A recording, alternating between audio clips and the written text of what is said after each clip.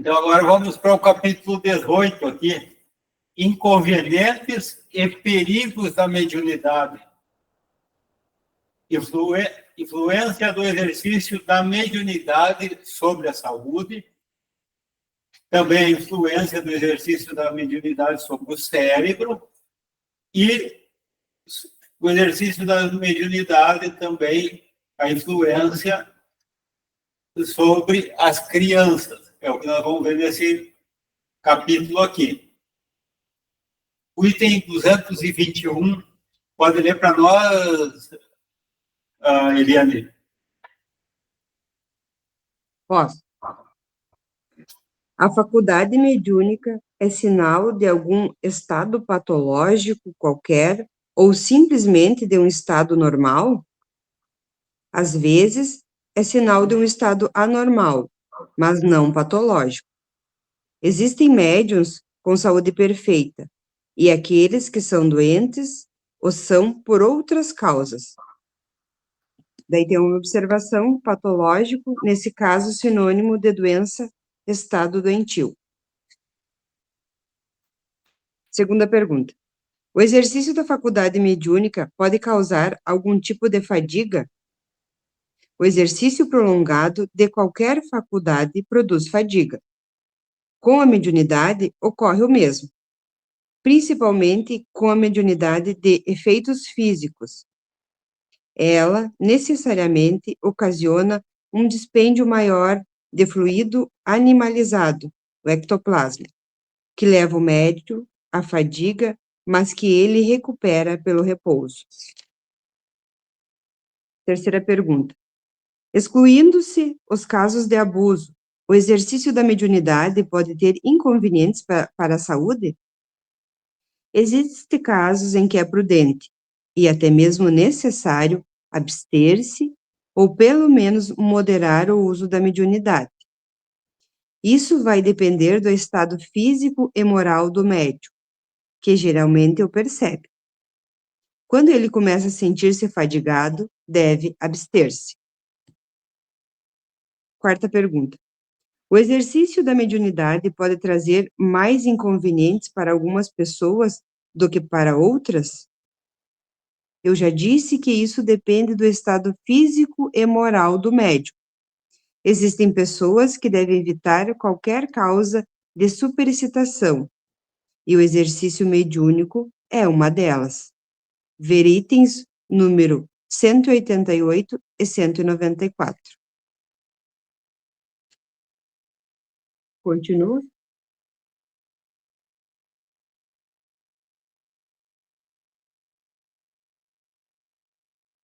Está o microfone fechado. Pode continuar assim.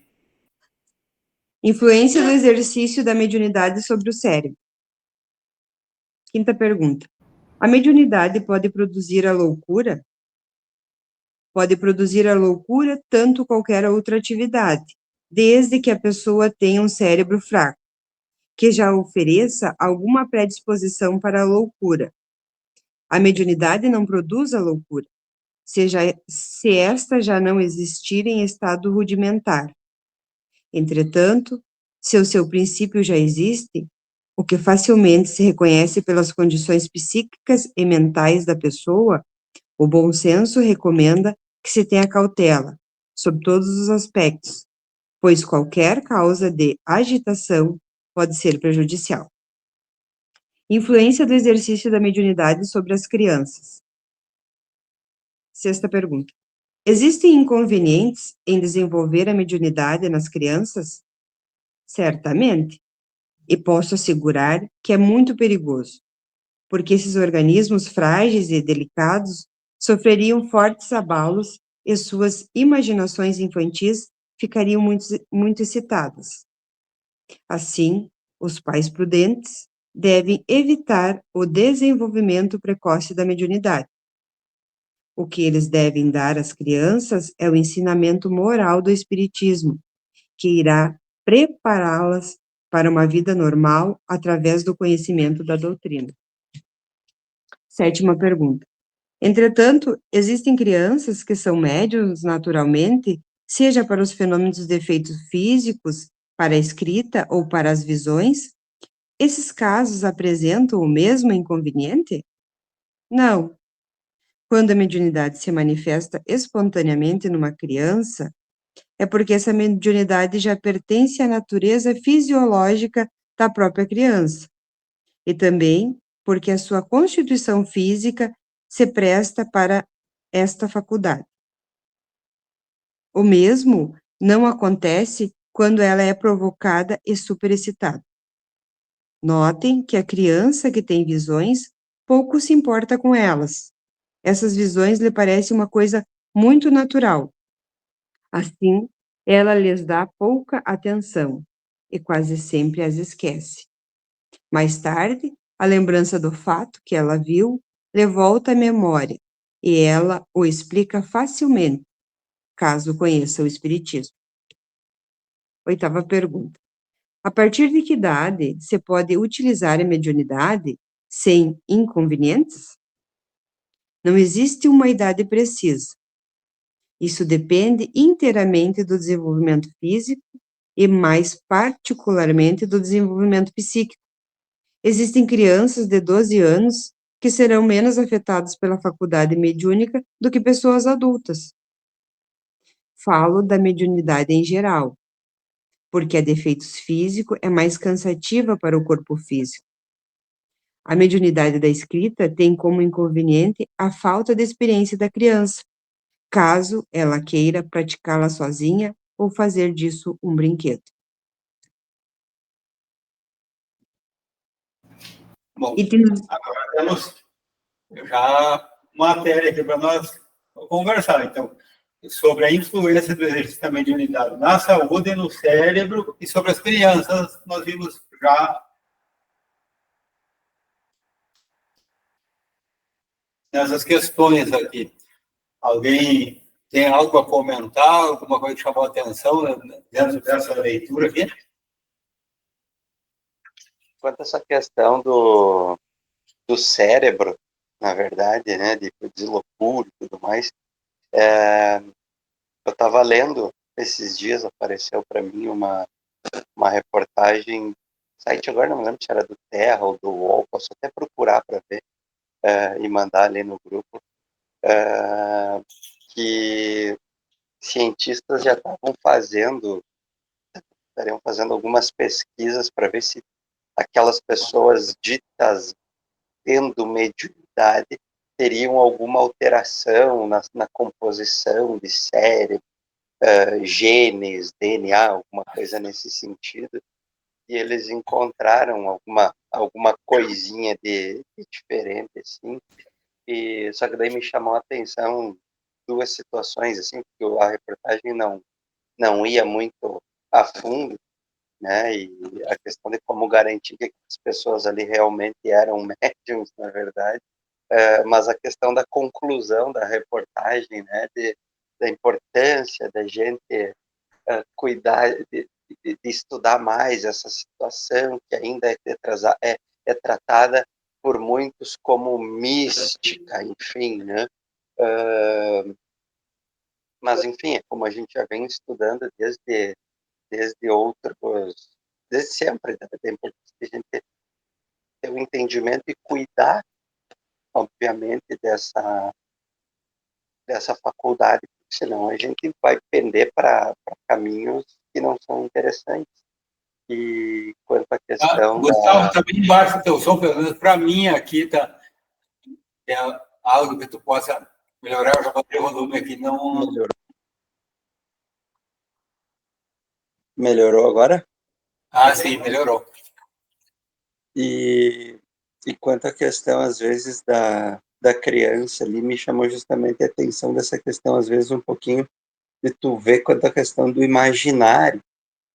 Esses dias, do nada, o Pedro me falou: pai, eu vi uma luz branca vindo do céu e só eu vi. A gente estava brincando no parquinho, no colégio, enfim, e eu fiquei olhando e os outros colegas não conseguiam enxergar aquilo, e eu interpretei aquilo como sendo Jesus cuidando da gente, e eu segui brincando.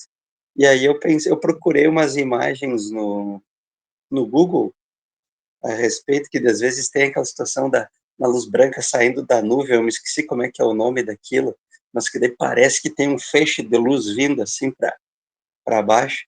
Era mais ou menos parecido com isso aqui, o que tu viu, Pedrão? E aí ele falou, era. Aí, porque, bom, então aqui já não era, talvez não fosse tanto da questão de só ele estar vendo algo em relação à mediunidade, mas eu só concluí, sim, com certeza era Jesus te protegendo, na verdade.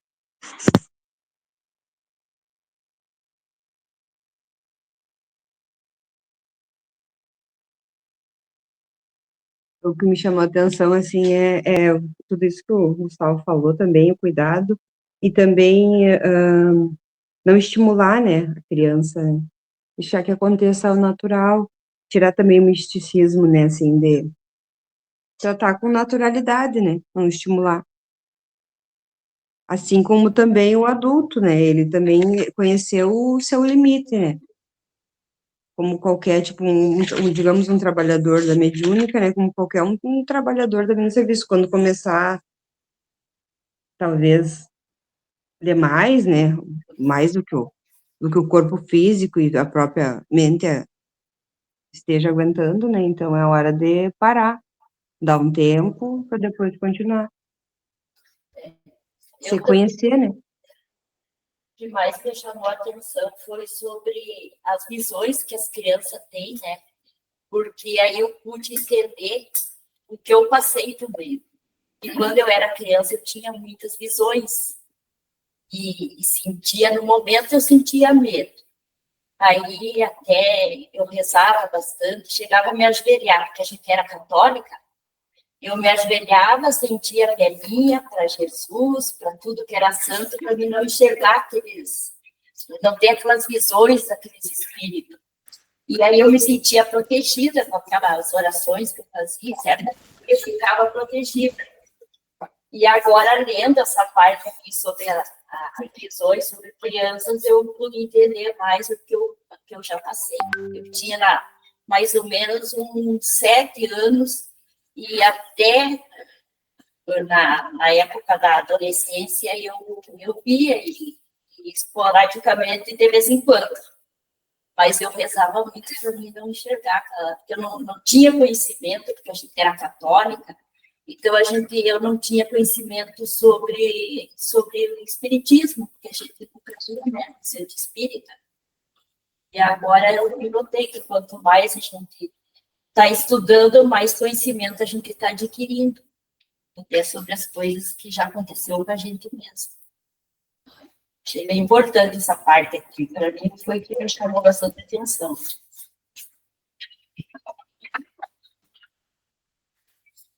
E a questão da fadiga aqui. Bem-vinda, Silvia, Lucas. Então, aqui também fala sobre a questão da fadiga, aqui também por causa das manifestações de efeitos físicos, que desgastariam mais fluidos, ectoplasma, então que trariam mais desgaste. Então, por isso também os cuidados para a pessoa, quando ela que trabalha com a mediunidade, que tem um exercício regular, também tem esse cuidado, de quando não está bem fisicamente, e também que saber se conhecer para não se prejudicar.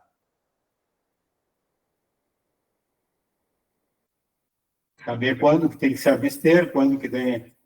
Então, moderar também. Então, porque está fazendo bem, porque não sei... Não, tudo que esteja fazendo bem, mas é que tem certos tipos de... O exagero que é o problema, como tudo na vida. O exagero que é o perigoso das melhores coisas. Então, e a mediunidade está entre uma delas. Quando cuidar criança hoje, cada instituição espírita já tem cuidado até pela legislação também, que de não se admitir para o trabalho mediúnico, a não ser um caso especial que ele deve tomar as precauções legais antes de evitar antes dos 18.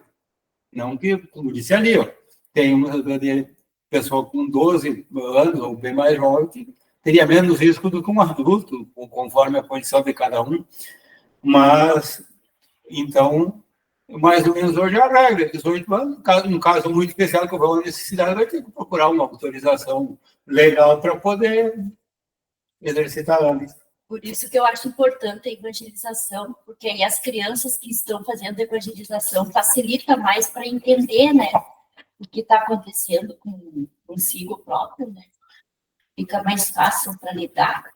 Principalmente ter o conhecimento, né? E, inclusive, os pais, porque quando tem uma criança com mediunidade, a importância é de quem está por perto ter o conhecimento. Eu dou muito tempo um amigo meu contando que a filha dele, com em torno de uns 5 anos, dizia para ele que tinha alguém junto com ela, descrevia e ele teimava com a criança que não tinha. E ela dizia que estava vendo, e ele dizia, não, tu não está vendo, não é assim. E daí eu digo, e se ela estava vendo? Imagina o que tu criou, a dúvida que na cabeça dela. Ela vê, ela olha, ela sabe, ela tem certeza.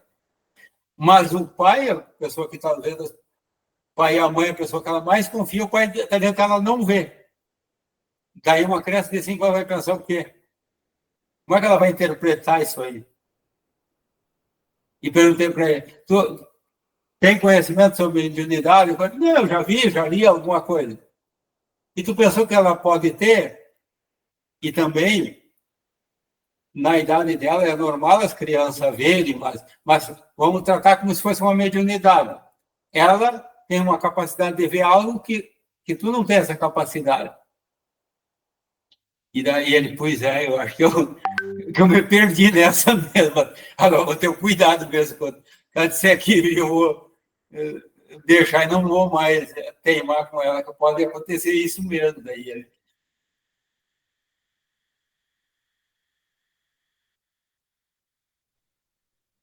algo mais? Aqui o ponto abordado pelo livro é dos inconvenientes e perigos da mediunidade. Alguém que não estuda o espiritismo, lendo esse título pode dizer, mas o quê? Mas então existe inconveniente, existe perigo na mediunidade? A esta pessoa eu faria a seguinte pergunta: qual atividade não existe inconveniente e perigos? Qualquer uma. A educação física é muito ótima, a pessoa fazendo exercício, ela revigora o corpo, mas também existem inconvenientes e perigos. Tem certas regras que devem ser observadas. Dirigir um automóvel, olha, uma coisa tão perigosa e tão inconveniente quando não é bem conduzido. Inclusive, uma pessoa embriagada, pela lei mesmo, é proibida de dirigir um carro. Então, em todos os setores. E aqui começa no subtítulo: Influência do exercício da mediunidade sobre a saúde.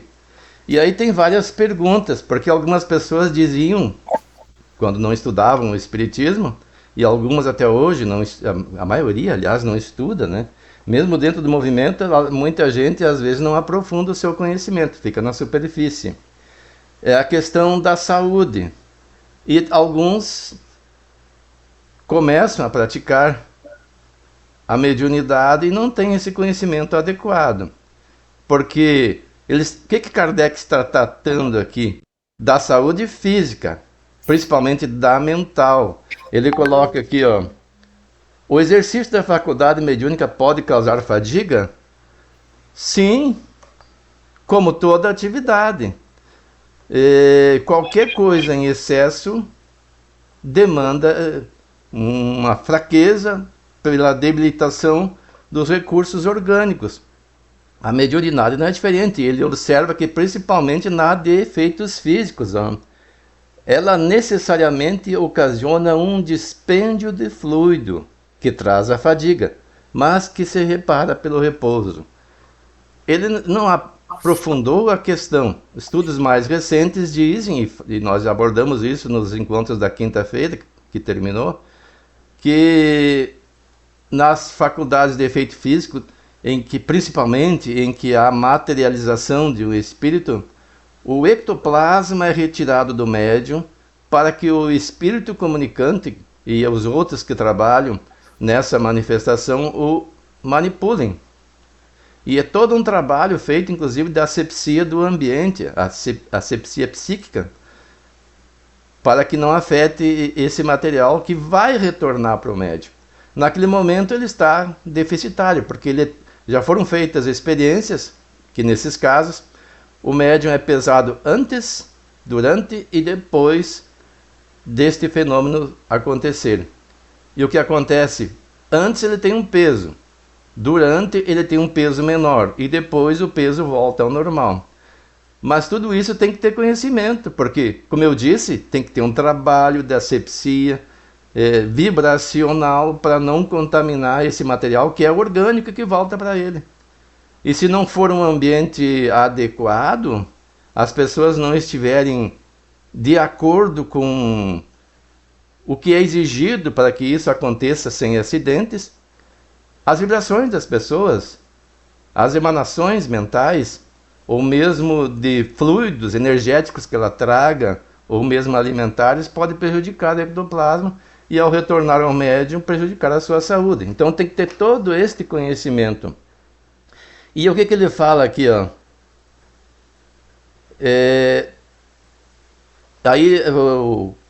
Pode o exercício da mediunidade ter de si mesmo, ou seja, só o exercício, inconveniente do ponto de vista higiênico? Aí a resposta, entre outras, tudo depende do estado físico e moral do médium.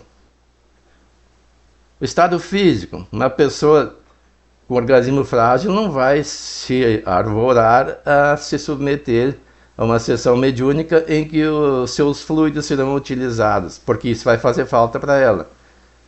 E mais adiante, e ainda assim, a questão do estado moral.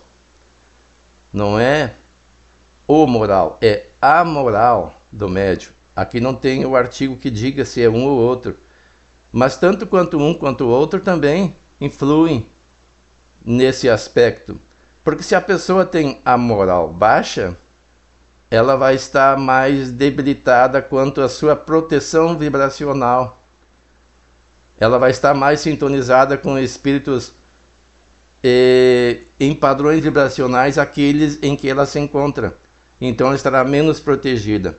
E quanto ao moral também, que é uma questão de ânimo, de autoestima, de equilíbrio emocional, também pode prejudicar.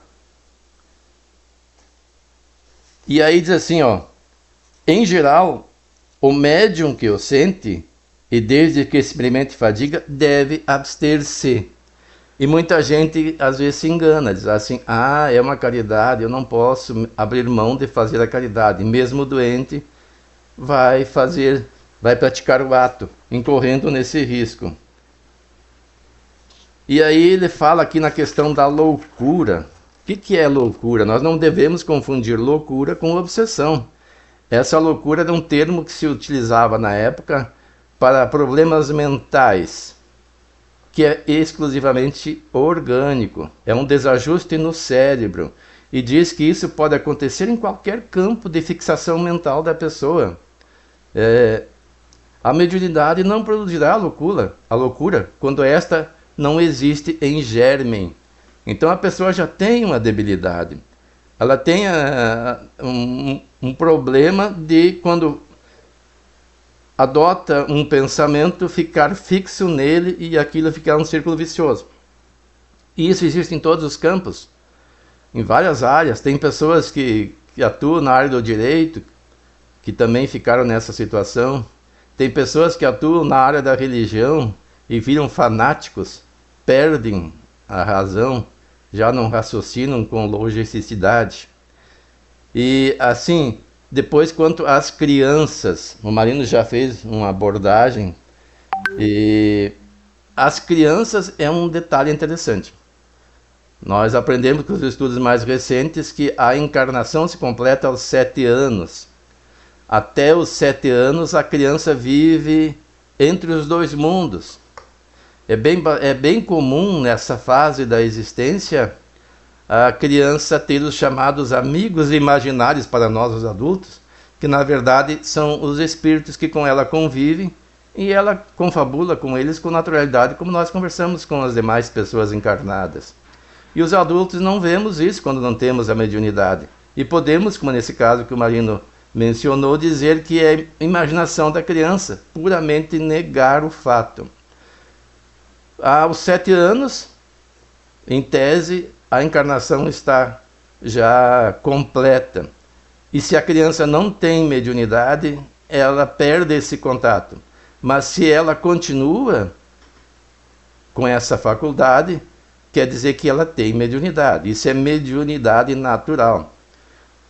Mas Kardec alerta que não deve incentivar, deve trazer apenas para o campo moral, explicar para ela como é que isso funciona e não estimulá-la a desenvolvê-la nessa fase da existência, porque a criança ainda não tem a disciplina necessária nem o conhecimento para tratar com esta ciência, porque é uma ciência. Então ela precisa primeiro estudar e atingir mais idade para que possa, com segurança, atuar utilizando a sua faculdade mediúnica. Alguns poderão perguntar assim, pois é, mas Kardec usou de jovens de 14, 17 anos na época, mas ele disse que se tratava de faculdades naturais e não dá para estabelecer uma data, uma idade certa em que ela tenha segurança, mas é conveniente conhecer. Naquele tempo estava se aprendendo e essas jovens foram utilizadas para trazer as informações dos espíritos. E se nós formos olhar agora as normas recentes da federação, não tão recentes assim, recomendam que só a partir dos 18 anos essas pessoas sejam utilizadas, mas com um estudo prévio.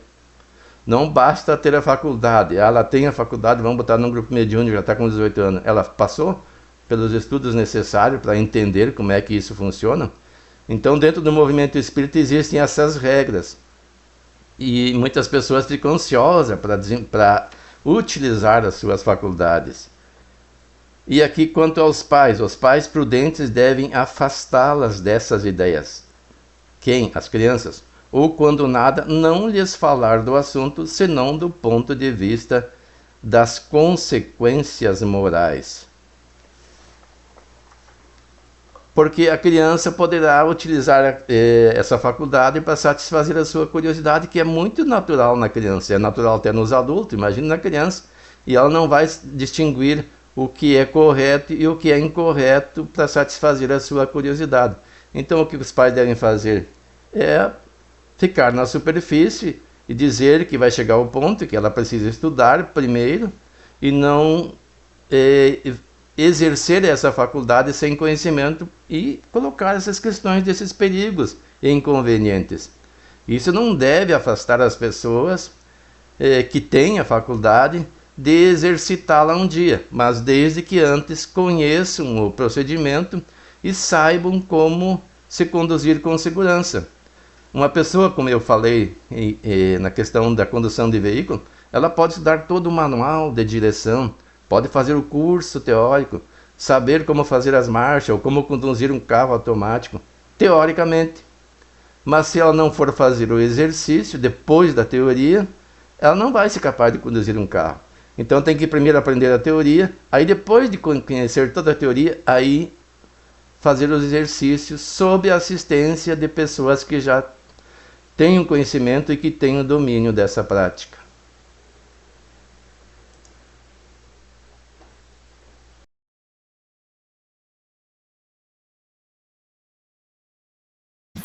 Seu microfone, seu Marino.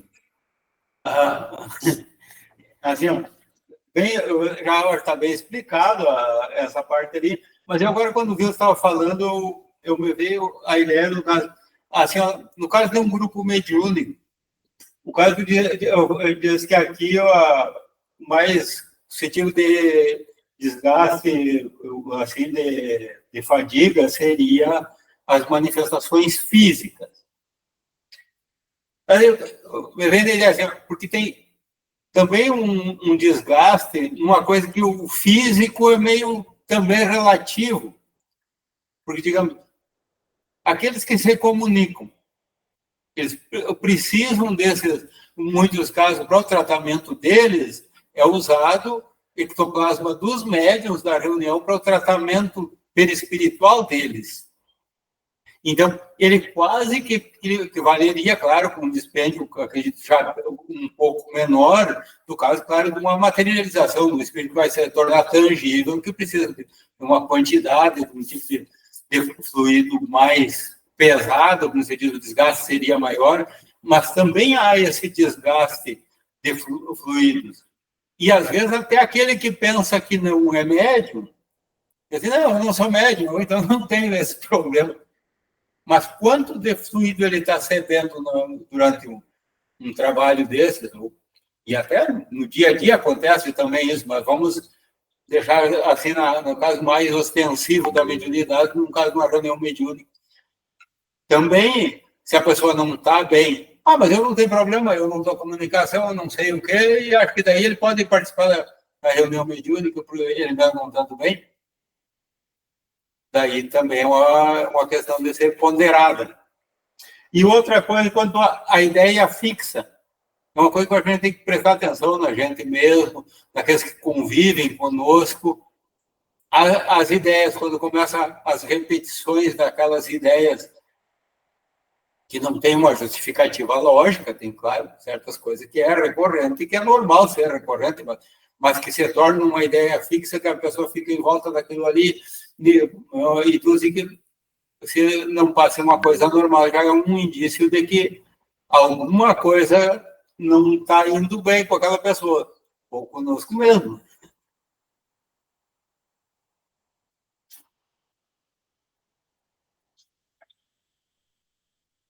Marino, Oi? nesses casos de ideia fixa, às vezes a pessoa que a desenvolve tem dificuldade de se dar conta de que está nesse círculo vicioso. É importante que as pessoas mais próximas alertem sobre isso. Porque nós temos dificuldade, por exemplo, de ao percebermos que um amigo desenvolve esse tipo de atitude, falarmos com ele. Ficamos com medo de melindrarmos. Mas se é uma pessoa da família, fica mais fácil. E mesmo assim se incorre no risco do melindre, porque a pessoa pode estar sujeita a um processo de fascinação. Mas é responsabilidade de quem está próximo fazer isto. Porque não basta, como diz o Evangelho, não fazer o mal. É preciso fazer o bem. E adverte, né, de que nós seremos responsáveis pelo mal que advém do bem que não realizarmos. E nesse caso é um bem. Aí a pessoa incorre no risco de ser rejeitada, de até ser hostilizada quando faz isso, mas é necessário. Nós não podemos simplesmente pensar na nossa conveniência, temos que pensar na nossa responsabilidade. E se nós formos vítima disso, e alguém vier nos alertar, também procurar fazer uma reflexão. Porque eu disse que quem está nesse estado pode estar fascinado, e é difícil. E ninguém está livre, a gente também pode ser fascinado.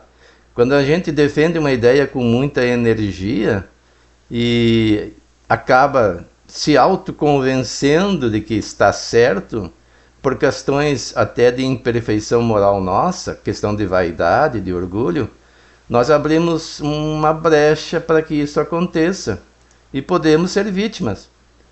E aí temos que analisar, por que estamos agindo assim? Por que eu rejeito a opinião dos outros? Existe fundamento na rejeição que eu oponho? Ou isso se trata apenas de orgulho? E o orgulho e a vaidade são as maiores chagas da humanidade. O Evangelho já nos diz isso. E são as chagas pessoais que carregamos também. E isso abre um caminho muito vasto para os espíritos que querem nos ver em derrocada atuarem sobre nós. E aí a pessoa pode entrar nesse círculo de ideia viciosa e não sair dela. E daí precisamos de ajuda. Precisamos de ajuda dos familiares, em primeiro lugar, dos companheiros de jornada. Quando a pessoa por si só não se dá conta, claro que vai depender também do auxílio dela, mas a intercessão de terceiros é fundamental nestes casos. E, como eu disse antes, o estudo do Livro dos Médiuns é importantíssimo para que nós estejamos alertas sobre isso e tomarmos os devidos cuidados. O Marino falou sobre o dispêndio, não só nos efeitos físicos. Sim, existe em todos. Eu participo de grupo mediúnico, eu não sou médium ostensivo. Mas existem 2 aspectos. Às vezes a pessoa está bastante extenuada antes de ir à atividade. Eu ainda estou trabalhando por questões pessoais e tem dias que eu faço jornadas acima de 10 horas. E são de grande esforço mental, de concentração. E chega depois das 18, às vezes eu chego em casa quase perto das 19 horas, extenuado e penso, mas eu vou ao centro assim. Mas eu percebo que quando eu venço essa prostração, eu retorno da atividade revitalizado. Porque nós também somos auxiliados nesse momento. Nesse caso é um desgaste mental, mas como eu não dou passagem, embora a gente participe de forma indireta como apoio, nós também somos socorridos. Mas claro que se eu tiver uma debilidade orgânica, um resfriado muito forte, uma gripe que eu possa contaminar os demais irmãos, eu não vou. Ou um outro problema qualquer de expressão maior. Mas às vezes uma disposição mesmo que os nossos companheiros menos felizes nos colocam a ideia, tu tá cansado. Mas o cansaço físico não é o suficiente para nos afastar da atividade. E se a pessoa for um médium ostensivo que dê passagem nessas oportunidades, ela tem que ter domínio sobre a sua faculdade. Ela não pode ficar aberta a dar 2, 3, às vezes até mais passagens. Então, se for o caso, dá uma passagem e bloqueia as demais, porque senão ela vai ficar joguete dos espíritos. E tudo isso a gente aprende estudando o Livro dos Médiuns. Lucas, levantou a mão ali, por favor. Eu estava vendo, enquanto vocês estavam fazendo seus comentários, que esse capítulo 18, né, ele tem uma dupla finalidade, né? No primeiro momento, a primeira finalidade, como todo livro dos espíritos, por ser feito por questões, é de tirar dúvidas, né? Então, ele questionou vários pontos que, particularmente, deveria ser objeto de dúvida de Kardec ou das pessoas que o acompanhavam, mas ele tem uma segunda função, que é demonstrar que a mediunidade é algo sério, que é algo que deve ser levado a sério, é um trabalho que exige esforço e que existem inconvenientes associados à má organização ou desrespeito a esse trabalho. É bem importante que as pessoas, quando vão buscar conhecer a mediunidade, leiam com atenção esse capítulo. Porque as pessoas, muitas vezes, julgam a mediunidade pelo fanático, pelo fantástico, pelo impressionismo, por interesses próprios, por curiosidade. Mas ela tem que compreender que, como todo trabalho sério, se não tratado com seriedade, pode trazer alguns prejuízos particulares para essas pessoas. Obviamente, isso é uma leitura geral, né, dessa sessão, cada pergunta das suas subseções desse capítulo tem estado dando um característico particular. Mas todas elas advertem da seriedade, da preocupação, de bem conduzir o trabalho mediúnico. Não agir com frivolidade, com curiosidade apenas, né? Exercer ela com responsabilidade, com estudo, como já foi falado anteriormente por vocês. Porque o preparo, muitas vezes, advém para redimir esses inconvenientes, para tirar essas barreiras, essas dificuldades que podem ser trazidas por trabalhar com mediunidade simplesmente por querer estar presente num grupo mediúnico ou por achar estar preparado sem o devido preparo. Então, é só um segundo alerta que Kardec nos traz, né? Que o próprio título já é uma demonstração dessa preocupação. Existem alguns perigos que a gente pode encontrar se não devidamente preparado e orientado, seja com as perguntas como todos os outros materiais de apoio que compõem essa obra e subsidiários. Não era isso, só um apanhado geral do que foi, né? Sem destacar exatamente as perguntas, mas assim, o propósito, por que ele está aqui, né? Porque até então, ele poderia botar isso aqui numa nota de rodapé lá no final do livro, mas ele colocou praticamente no meio do livro. Então, de um lado, a gente tem o preparo, agora, ó, tem esses perigos e inconvenientes, fique ciente, entendeu? Agora vamos seguir para a outra parte. É bem interessante a visão da construção do livro também. Resumindo, disciplina, disciplina e disciplina. Exatamente. Silvia, o 222 pode ler para nós esse item aqui, que agora o Kardec vai nos dar uma explicação dele, pessoal dele aqui sobre esse capítulo aqui. Tá ligado? Uhum. 222. A prática do espiritismo, como veremos mais adiante, demanda muito tato para a inutilização das tramas dos espíritos enganadores. Se esses iludem a homem feitos, claro é que a infância e a juventude mais expostas se acham a ser vítimas deles.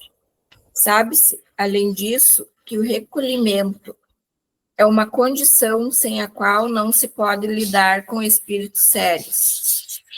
As evocações feitas estouvadamente por gracejo constituem verdadeira profanação que facilita o acesso aos espíritos zombeteiros ou malfazejos. Ora, não se podendo esperar de uma criança a gravidade necessária a semelhante ato, muito de temer é que ela faça disso um brinquedo, se ficar entregue a si mesma. Ainda nas condições mais favoráveis, é de desejar que uma criança dotada de faculdade mediúnica não a exercite senão sob a vigilância de pessoas experientes, que lhe ensinem, pelo exemplo, o respeito devido às almas dos que viveram no mundo. Por aí se vê que a questão de idade está subordinada às circunstâncias, assim de temperamento como de caráter. Todavia, o que ressalta com clareza das respostas acima é que não se deve forçar o desenvolvimento dessas faculdades nas crianças, quando se deve forçar, quando não é espontânea, e que em todos os casos se deve proceder com grande circunspeção, não convindo nem excitá-las nem animá-las nas pessoas débeis. Do seu exercício cumpre afastar, por todos os meios possíveis, as que apresentem sintomas, ainda que mínimos, de excentricidade nas ideias ou enfraquecimento das faculdades mentais, porquanto nessas pessoas há predisposição evidente para a loucura, que se pode manifestar por efeito de qualquer sobreexcitação. As ideias espíritas não têm a esse respeito maior influência do que outras, mas vindo a loucura a declarar-se, tomará o caráter de preocupação dominante, como tomaria o caráter religioso se a pessoa se entregasse em excesso às práticas de devoção, e a responsabilidade seria lançada ao espiritismo. O que de melhor se tem a fazer com todo indivíduo que mostre tendência à ideia fixa é dar outra diretriz às suas preocupações, a fim de lhe proporcionar repouso aos órgãos enfraquecidos. Chamamos o propósito desse assunto a atenção dos nossos leitores no parágrafo 12 da introdução do Livro dos Espíritos. Seu microfone, seu Marino. Esse é o tema para casa, daí vem o parágrafo 12 da introdução ali. E assim, ó, eu acho que aqui já é uma explicação, já quase tudo a gente já abordou nas nossas conversas anteriores, aqui o que foi tratado aqui. Como hoje nós temos que ter um cuidado maior com o horário, porque tem a reunião agora de diretoria e muitos dos que estão online aqui já tem que se dirigir para cá. Daí, eu penso que daí, nesse dia, tem aqui só mais uma leiturazinha que cada um faz, uma reflexãozinha aqui, já acho que nós vamos chegar porque a gente já comentou bastante. E daí eu preciso colocar algo que do nosso grupo na sequência, que agora, a partir não agora, daqui uma semana e pouco, a gente vai sair, vamos tirar um dia fora, então, e nós estamos pensando em retornar a ver como é que vai funcionar daí o estudo misto, para a gente vir aqui presencialmente, como hoje colocamos ali, só veio eu e a Silane. Mas a gente ver se reativa a partir de abril. Então, daí ainda continuar o mês de março agora só virtual. E, sim, a não ser que alguém se proponha de vir aqui e tudo para começar antes. E outra coisa, de repente nós aproveitar até abril e divulgar um pouco para alguém que queira começar a participar, que venha, seja presencial ou seja remoto. Então, porque esse grupo, para nós, é indiferente, conforme a escolha do participante.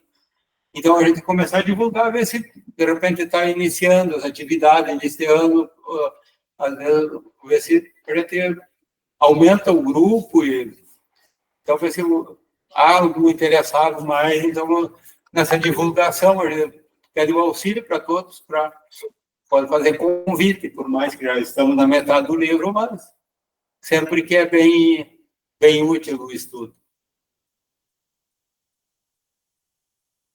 Já vai ter alguém que vai querer.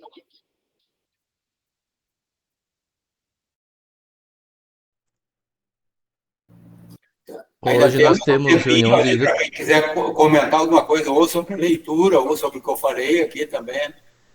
Hoje nós temos reunião de diretoria, poderíamos expor lá, aliás, estender esse convite a todos os integrantes de todos os grupos mediúnicos, que tem pelo menos uns 4 na nossa casa, né? E aí seria interessante que todo mundo participasse. Alguns poderão alegar que já sabem tudo, mas eu afirmo que ninguém sabe tudo sobre espiritismo e muito menos de mediunidade. Somos todos aprendizes, por mais que a pessoa estude a vida inteira, sempre tem coisas para a gente aprender e reflexionar. Então eu sugiro que apresente essa proposta lá, Marino, hoje no nosso encontro. Tranquilo? Uhum. Eu vejo no domingo aqui, tem uma quadra daqui, sobe ali, dobra à esquerda aqui na primeira ali, uma igreja evangélica grande ali. Passe ali de tardezinha, domingo ali, quantos carros tem ali? No mínimo, uma pessoa por carro deve ter lá dentro, né? Estava estacionando na frente da praça, porque não tinha estacionamento. Chega na hora do domingo, do culto, até a praça lá fica lotada. Nós aqui, domingo, por mais ser virtual, que a pessoa não precisa nem sair de casa, é uma dificuldade. O espírita tem essa... E nós, por curiosidade... O católico evangélico, domingo é o dia de se dedicar à religião. Nós é para tudo e os católicos, às 6 da manhã, tem missa. E nós, por curiosidade, passamos bem na frente para ver se tinha bastante gente. Estava cheia a igreja. Eu lembro que quando eu era adolescente, a gente ia na missa, né? Eram às 7 horas, a minha mãe já estava chamando para ir na missa, que era 7h30. E a gente morava bem pertinho da igreja. Então, as pessoas... E era cheia a igreja também naquela época. A igreja católica, né?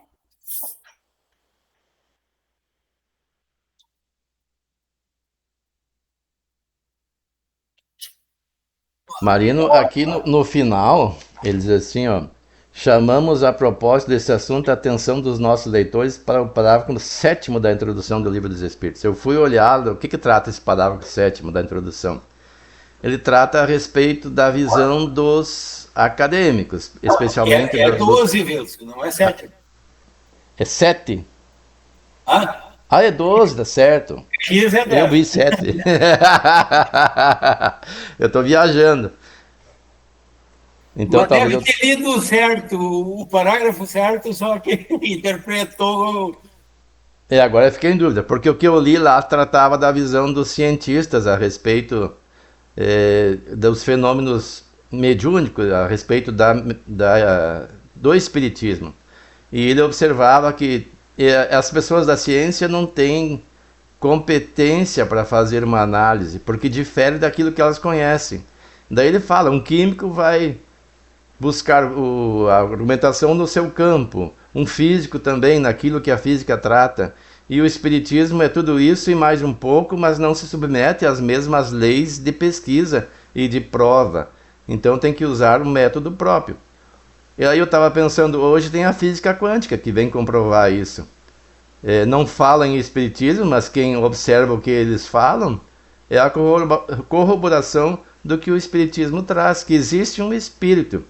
Eu já falei isso várias vezes, que eles chamam de observador, e que esse espírito sobrevive à morte do corpo físico. Então a consciência continua, e o Espiritismo trata da comunicação dessas consciências que estão fora do corpo com as pessoas que estão no corpo. E também, indiretamente, trata desses que a física quântica chama de dimensões, né? Então, eles falam em diversas dimensões. Seria uma outra dimensão que nós, encarnados, não conseguimos perceber, a não ser que tenha essa faculdade mediúnica. E isso tudo, aos pouquinhos, vem a compreensão. E hoje está muito mais desenvolvido esse conhecimento, mas ainda há bastante pessoas que se apegam ao seu conhecimento específico para negar o que não conhece. E a própria ciência já negou o conhecimento da ciência quando não conhecia. Um cientista descobre uma coisa nova, os outros zombam, ironizam, baseado no que já sabiam. Isso é que é da área deles. E depois vem provar que é verdade, que é um fato. Imagina o que não é da área deles. Então, nós não podemos discutir física quântica porque não conhecemos. E eles também não têm condições, os cientistas das outras áreas, em debater sobre as questões espíritas porque também não conhecem.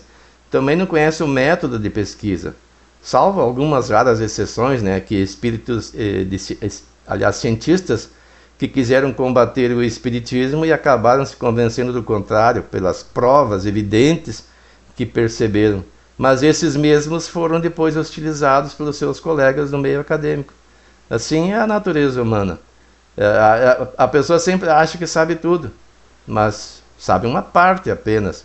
E nós, como espíritas, também não devemos achar que sabemos tudo. Temos sempre que estar estudando e aprimorando o nosso conhecimento, especialmente nessa área que é a área científica do espiritismo, que é a mediunidade.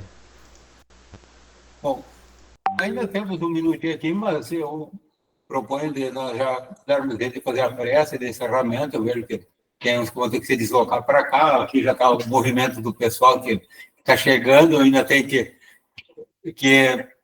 recolher a tralha toda aqui para também participar lá, então acho que aqui então, já estamos a 2 minutos das 9h30, então acho que vamos dar jeito de fazer a prece aqui, que daí encerramos num momento apropriado. Alguém está se sentindo inspirado para fazer a prece?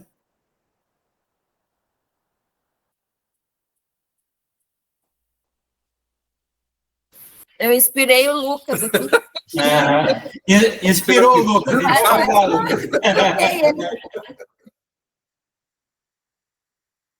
Então,